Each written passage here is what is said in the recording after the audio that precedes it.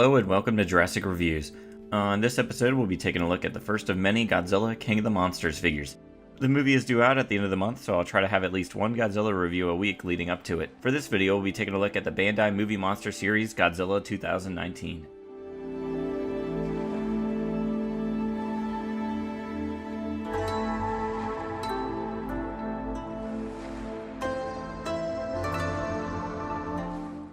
The Movie Monster series began in 2001 and consists mostly of 6-inch figures, though Bandai has had 8-inch figures in early parts of the line.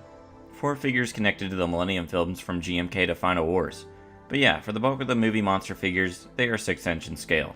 This line was actually my first introduction into Japanese Godzilla figures when I was younger, and I got quite a few of them back in G-Fest 2003.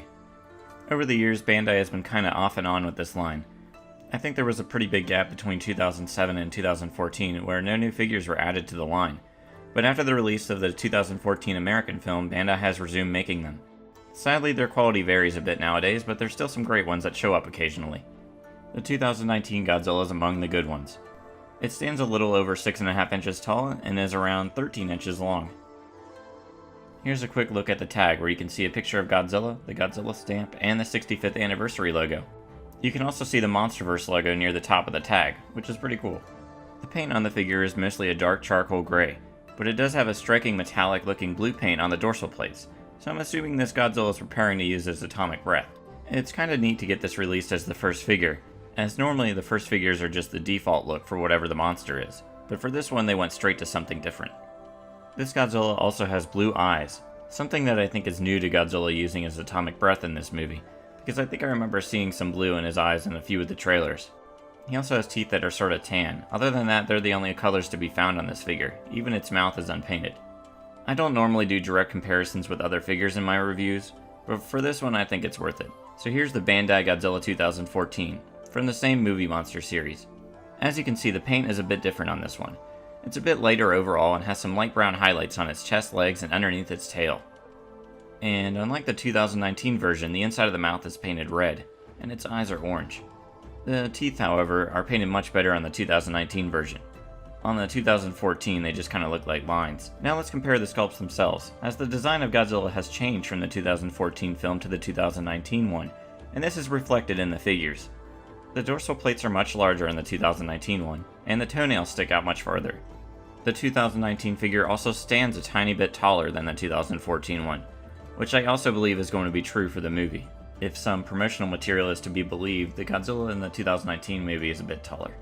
Interestingly, the tail remains unchanged on the 2019 figure, even though its movie counterpart has a more classic-like tail, instead of a narrow whip-like tail on the 2014 version.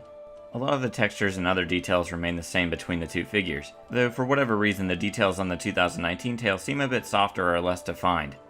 One area where the 2019 figure excels over the 2014 one is the head sculpt, which is larger and much more accurate to the movie. It also looks a lot meaner. Articulation is about the same on both figures. The arms can move and its legs. The tail, however, cannot move on the 2019 version. I'm not sure if it's just mine, but I can't get it to move at all, even though it looks like there's a seam there. The 2014 version does move, though only a little bit. Before we move on to my rating for this figure, let's do some quick comparisons. Here it is with Biollante.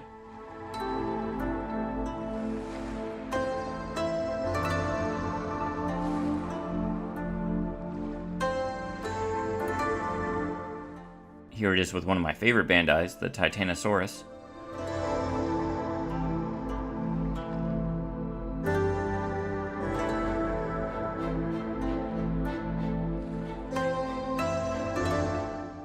Here it is with Gigan.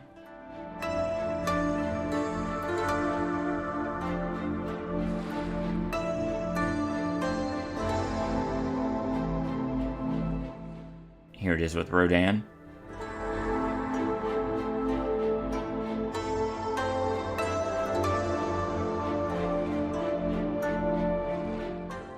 And finally, here it is with the 2019 King Ghidorah.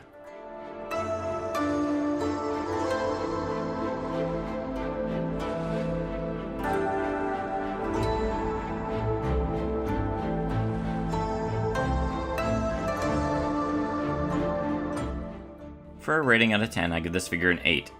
It's a nice cheap figure from Bandai, and the blue metallic paint on the spines make it stand out. Overall, I think the size and head sculpt puts it a bit above the 2014 version, and is one of the better recent entries in the Movie Monster series. If you're looking for an affordable vinyl Godzilla 2019, this one is worth picking up.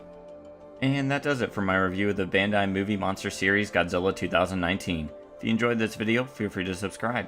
In my next Godzilla video, we'll hopefully be taking a look at the NECA Godzilla 2019. So thanks for watching, and see you next time.